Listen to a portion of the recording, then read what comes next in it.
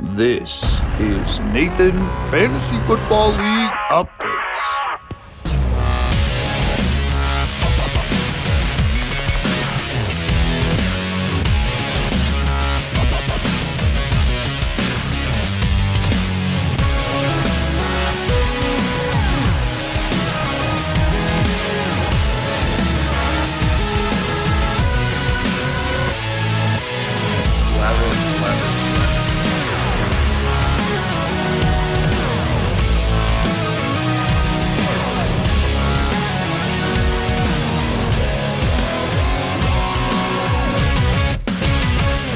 My goodness, it is one of the best playoff races we have ever seen here on the Nathan Sports Talks channel.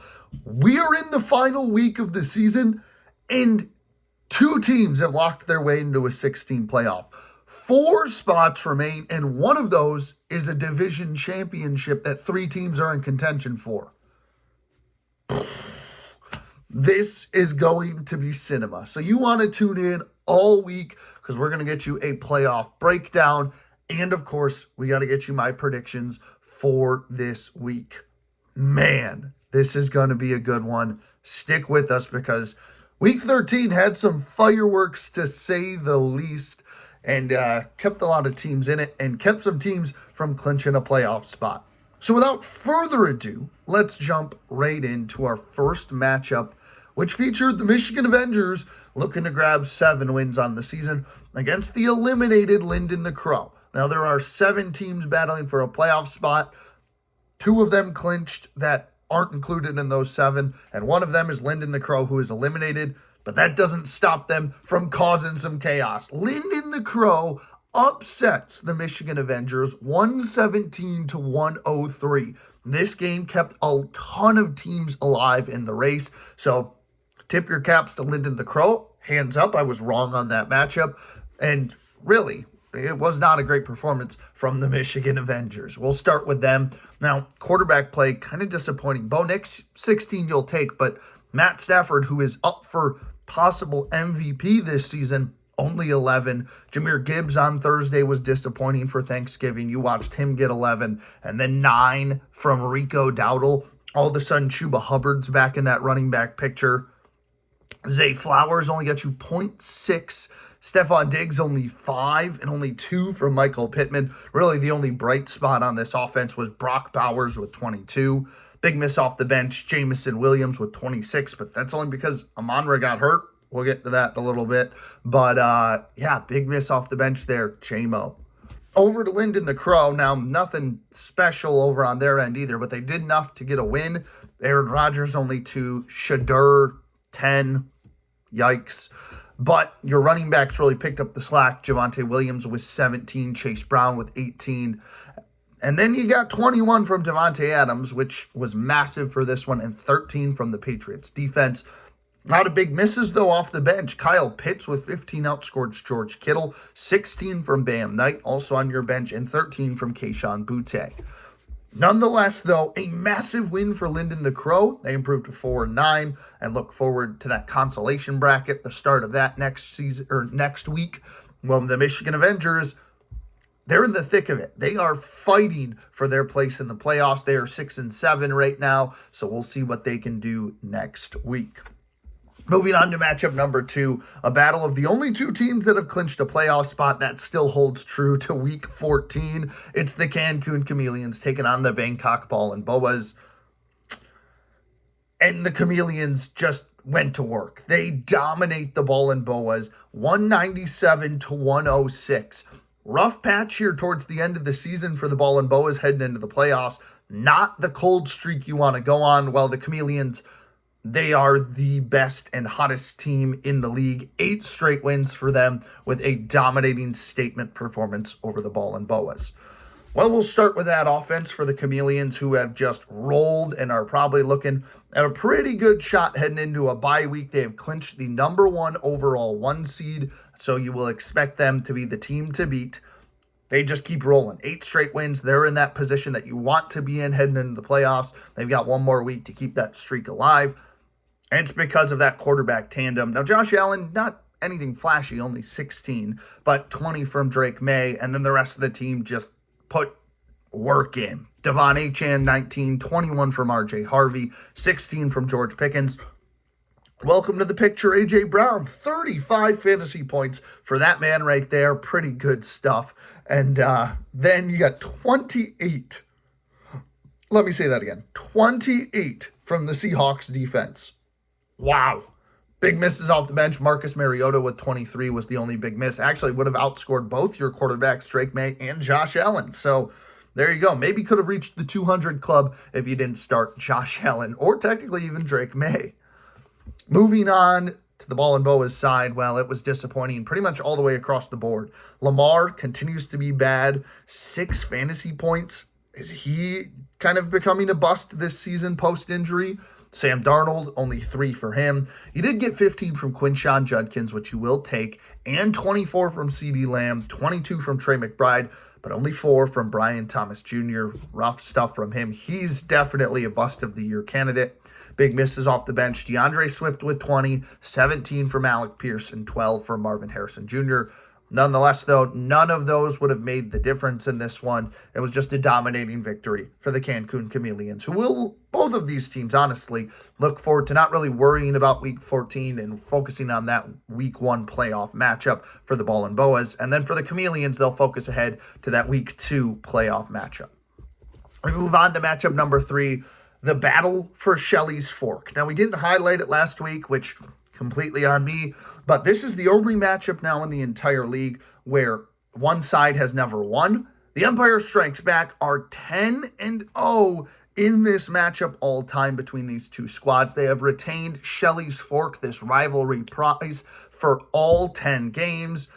It's just been brutal on the Flying Squirrels side, but brutal no more. For the first time ever, Shelley's Fork is coming home. The Guantanamo Bay Flying Squirrels upset the Empire Strikes Back and remain in the playoff race, 131-115. Man, there was so much on the line here between Shelley's Fork, between a playoff opportunity for the Guantanamo Bay Flying Squirrels, staying alive in an uphill battle, and then the Empire, with a win, you clinch the division in that first round bye. With the loss, it comes down to Week 14 where, yes, there is a chance the Empire fall out of the playoff race if certain things happen.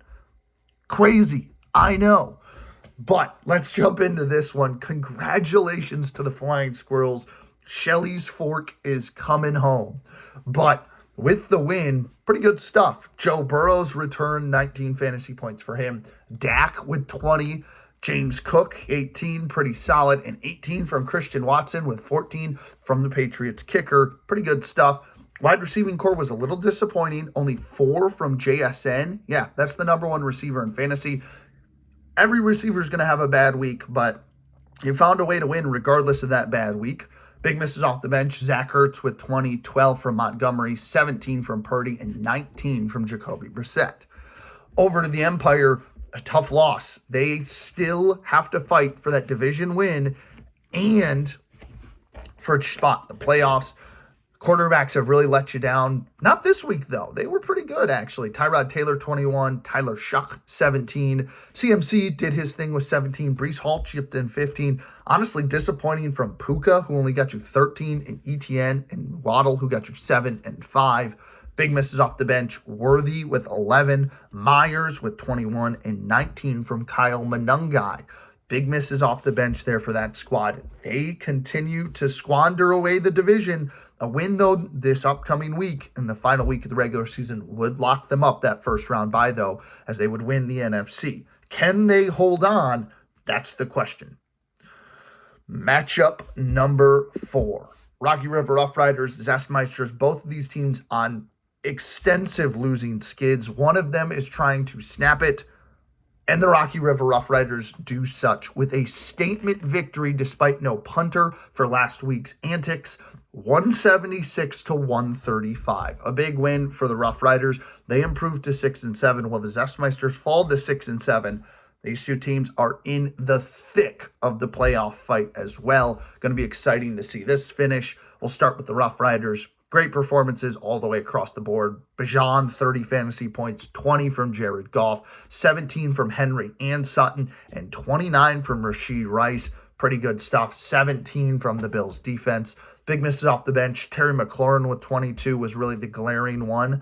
And on the Zestmeister side, 29 from Patrick Mahomes, 16 from Daniel Jones. The double Steelers running back, though, did not work out. Only 12 from Warren, only 6 from Kenneth Gainwell. You did get 21 from Nico, but that's about all you can brag about. 19 on the bench for Devin Singletary was the big miss there. So, again, the Rough Riders continue their playoff hopes with that win. The Zestmeisters stay in the race, but things are not looking good. They have dropped multiple games in a row. They had a commanding winning record that looked like, hey, they're getting in the playoffs.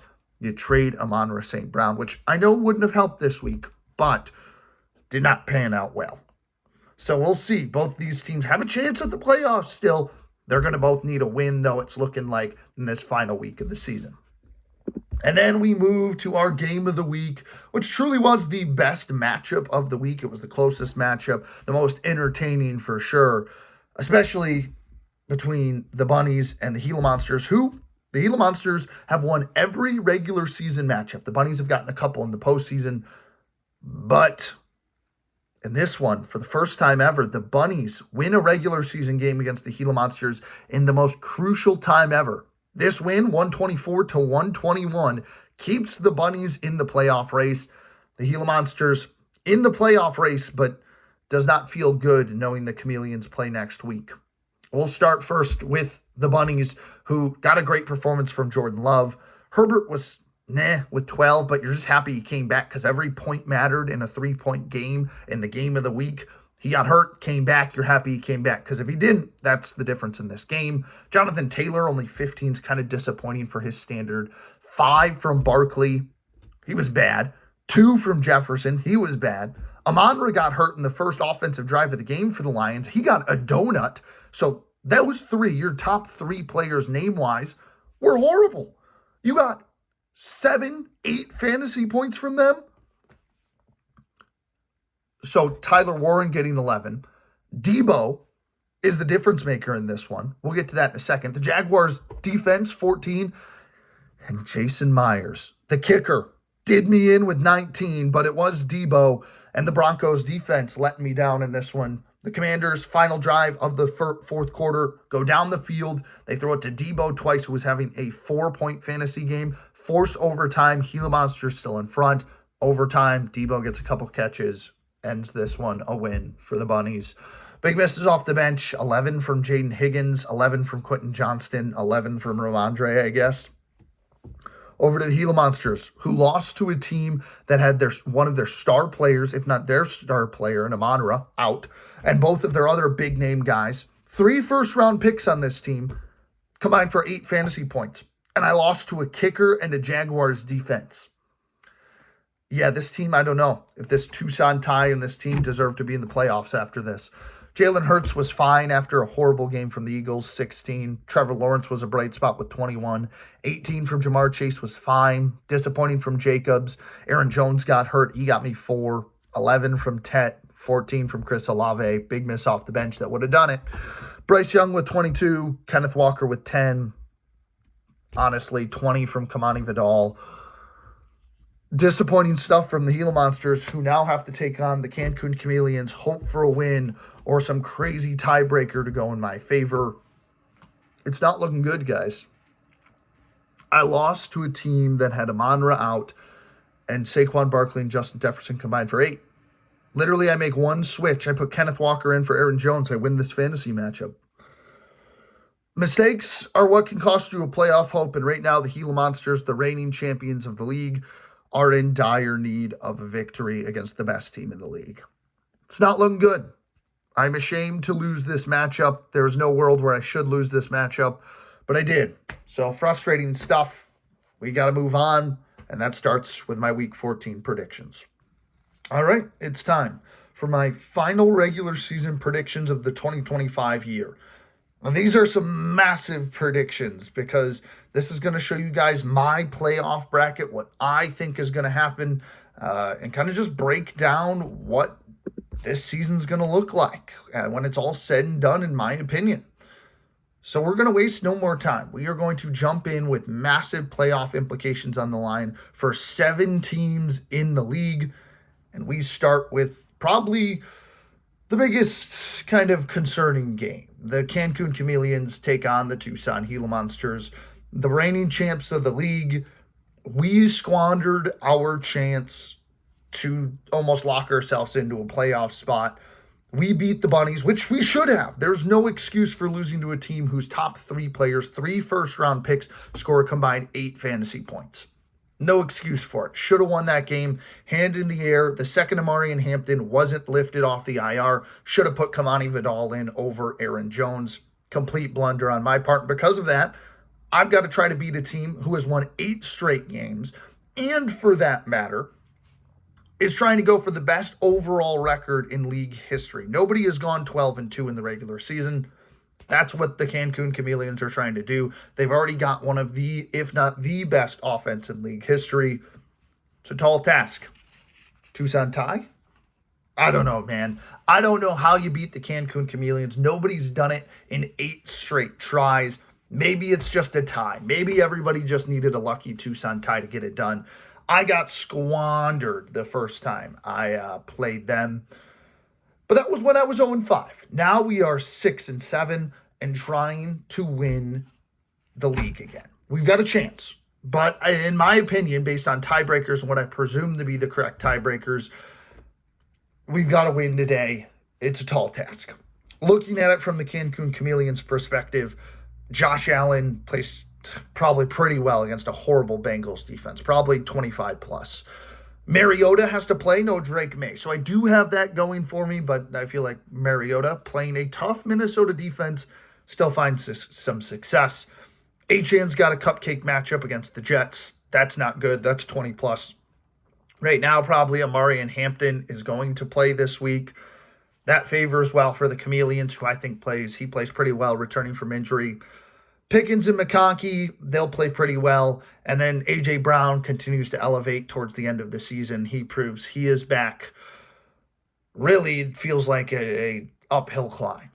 For the Gila Monsters, Jalen Hurts, I do believe in you. You have a pretty solid performance, I'm hoping, that can hopefully maybe find me a win on Monday night. Maybe, don't know. Just don't throw it to A.J. Brown. Kenneth Walker back to the starting running back 2 spot. Need something from you, buddy. Josh Jacobs finds the end zone against Chicago, hopefully twice. We need big performances. Jamar Chase, I need you to go for 20 plus. Honestly, 30 plus. This needs to be even a 40 plus week for Jamar Chase. It's been a while since we've had one of those. Actually, we haven't had one of those. I need one of those. You had 3 of them last year. Let's have one, maybe even a 50 bomb in the game that matters the most. Hoping Jamar Chase can show up against a tough Bills defense. And because no Tedero McMillan this week, Aaron Jones right now has to be healthy. He's currently questionable day to day, has to play if I want to pull out a victory. Looking at it, need a win for the Gila Monsters. I've got a 9-point spread. I just don't see a world where I can upset the Cancun Chameleons unless Jamar Chase finds a victory. I think for the rest of the year, I might be kicking myself if I miss the playoffs for not beating the Bunnies and starting Walker or Vidal over Aaron Jones. That might haunt me for the rest of this fantasy season. I don't think I've got the firepower to beat such a high-powered Cancun Chameleons offense who has cupcake matchups this week. They're the favorite in the league right now. Down go the Gila Monsters. Playoff hopes, we'll find out if I think I make the playoffs. Moving on to matchup number 2. The Guantanamo Bay Flying Squirrels have a legitimate shot to make the playoffs. They've got to hope for chaos, though. The Ball and Boas, they're already in the playoffs. This matchup doesn't mean as much, but still, you want to win. They are ice cold coming into the playoffs. That is a team you want to face as the 3 seed. That's an upset waiting to happen, especially because the Ball and Boas have a track record of losing in the first round of the playoffs. So looking at this matchup, for the Flying Squirrels, Prescott, don't know how I feel about him. Neither Burrow either. They've got some tough matchups against the Lions, which could be a shootout in favor of Dak. But Burrow facing the Bills could be a tough matchup. Maybe throw it to Jamar Chase like 20 times for 200 yards. Joe's got me. But the running backs really like their matchups this week. Cook and Williams, both pretty good performances against Arizona and Cincinnati. And then JSN gets back on track. 25-plus fantasy week this week for him. We see Ertz after his big week and Christian Watson after his big week stick and join the lineup. So I'm interested to see how they play. For the ball and Boas, you need Lamar Jackson to get back on track. That's going to be a big focal point this week. Hopefully he does. Same with Sam Darnold. Running backs, Swift and Judkins. I think Judkins has a monster week this week and an easy matchup for the Browns. I didn't mention it, but quarterbacks I do think play pretty solid. Lamb, 20-plus in a shootout against the Lions, and McBride, guaranteed 20-plus. He's the tight end one for a reason. Marvin Harrison back in the lineup. Don't quite know how he's going to play. I've kind of got my skepticism about him. But in a 1-point spread this week, I'm taking the Flying Squirrels in an upset. I think the Ball and Boas are on an ice-cold downward spiral heading into their playoff push. And the Flying Squirrels keep hopes and chances alive if chaos ensues to possibly slide into a playoff spot. Matchup number 3. A big one as the Zestmeisters try to push for their first ever playoff appearance. They take on the Empire Strikes Back, who a win and you lock up the 2 seed, a loss, and there's a chance it could be stolen away. Looking at this matchup, bye weeks are pretty heavy for the Empire, specifically no bell cow in CMC this week. So how does he perform? Can he find a victory? We'll look at it now. Quarterbacks still don't like it. Chuck and Taylor, they both play probably fine, not great. ETN's going to be in. He plays serviceable against the Colts. Breece Hall, though, toes the rock, and Puka Nacua picks up the slack. Monster game against Arizona. He's hanging around that 30-point benchmark. Travis Kelce plays well, and that flex option just has to be serviceable. Over to the Zestmeisters. Quarterback play is going to be great this week. Mahomes, Danny Dimes, excellent stuff from him. Still starting the Steelers running backs. Don't like the 2 tandem. It's not a good look. It's not going to work against the Ravens. Bad week from the running backs. Nico Collins, though, played pretty well in a must-win game there. And then we see Strange and welcome back Odunze. I know Odunze has had his struggles. He bounces back against the Packers. Brenton Strange has a good week, too. He had a great week last week as well. But in really what is a must-win game for both teams, I've got an 8-point spread. I've got the Empire Strikes Back, making it into the 2 seed and the playoffs. They get the victory despite no CMC. Puka Nacua really helps out there. Zestmeister's playoff hopes in jeopardy. Matchup number 4, Rough Riders, Lyndon the Crow. If you are rooting for chaos, you need Lyndon the Crow to win again, get another upset. If you're rooting for the Rough Riders, despite the cheating scandal, this is the matchup for you. Rough Riders, we'll start with them. Baker Mayfield slides in. He's got the Saints. I think that's easy 20-plus money for him. Jared Goff in a shootout, probably going to be high scoring for him. Bijan Robinson, back to Bijan Robinson, gets into the end zone, catching passes. He plays well. Derrick Henry, too, found his stride. And then Rashee Rice. Really like Rashee Rice this week. I found a stat that since Rashee Rice has returned, him and Jackson Smith and Jigba have the same amount of fantasy points in that span. Wow. He goes for 20-plus this week. And then Terry McLaurin, welcome back to the lineup. He'll be at the flex. He plays pretty well, too. For Lyndon the Crow, quarterbacks Aaron Rodgers and Shadur Sanders, both horrible, both under 10 fantasy points this week. But the running back trio, Javonte Williams, Ashton Genty, Chase Brown, all play excellent, 15-plus for all 3 of them. Devontae Adams carries the load. He's hanging around 20, just a touchdown machine this season. And then Troy Franklin and Kyle Pitts got to help out this week. Man, looking at the matchup, I've got a 10-plus point spread. I don't see another upset happening unless everybody on the Rough Riders just disappears. Rough Riders win this one, and they most likely are taking a trip to the playoffs. Despite some questionable scandal over the past couple of weeks, they do get a win and improve to 7 victories on the year. Final matchup, it's the game of the week. Michigan Avengers, Brooklyn Bunnies, 2 6-7 teams. You've got to imagine whoever wins is probably in. The loser probably out. Not too sure, though. They've got some solid tiebreakers on both sides.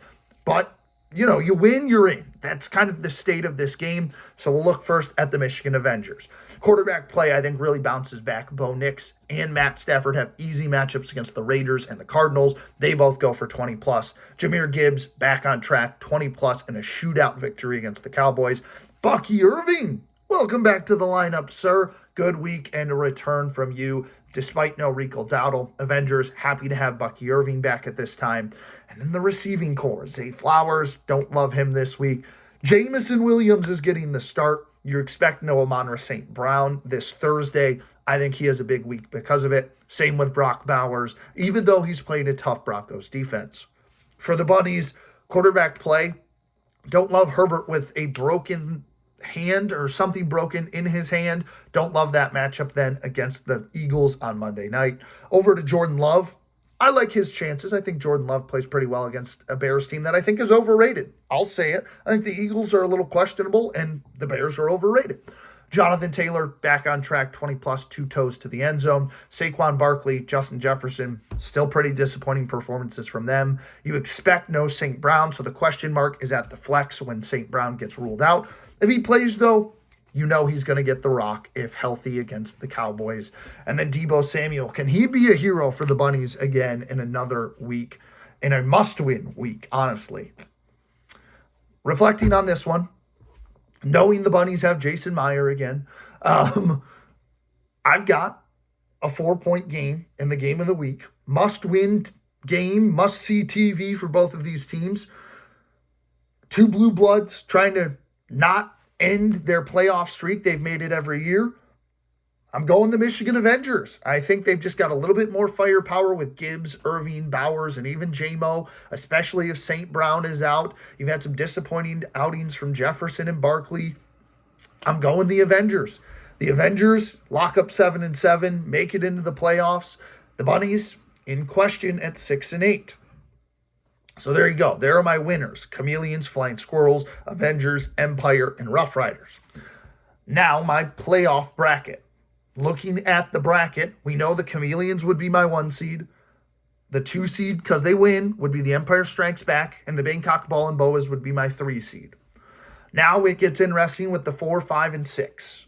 At this prediction, I'd have 2 7-7 teams. The Rough Riders and the Avengers. Head-to-head, Rough Riders have that. So it'd be Rough Riders at 4, Avengers at 5.